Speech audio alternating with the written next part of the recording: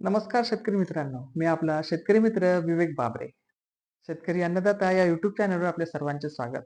महाराष्ट्र शासन महसूल व वन विभाग शासन निर्णय 14 डिसेंबर 2025 अन्वये सन 2025-26 या खरीप हंगामामध्ये ज्या शेतकऱ्यांची ई पीक पाहणी शिल्लक राहिलेले आहेत, अशा खातेदारांनी तलाठी कार्यालयामध्ये जाऊन विहित नमुन्यात अर्ज सादर करावा. हा अर्ज आपल्याला 17 डिसेंबर 2025 ते 24 डिसेंबर 2025 या कालावधीमध्ये सादर करायचा आहे. तर अर्जामध्ये आपले नाव, शेतगट क्रमांक व 2025-26 खरीप हंगामामध्ये ज्या पिकाची आपण लागवड केली होती, ते पिकाची आपण सदर अर्जामध्ये नोंद करावी व सदर अर्ज तलाठी कार्यालयात घेऊन द्यावे.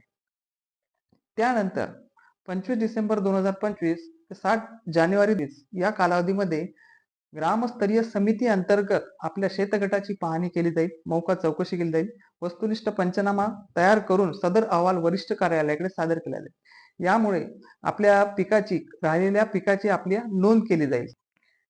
या शासन निर्णयानुसार ज्या शेतकऱ्यांची पीक पाहणी झालेली आहे परंतु क्षेत्र चुकलेले आहेत, अशा शेतकऱ्यांची या शासन निर्णयानुसार दुरुस्ती केल्या जाणार नाहीत. फक्त ज्यांची ई पीक पाहणी शिल्लक राहिलेली आहेत सन 2025-26 खरीप हंगामातली, अशा शेतकऱ्यांनी अर्ज सादर करावा. धन्यवाद.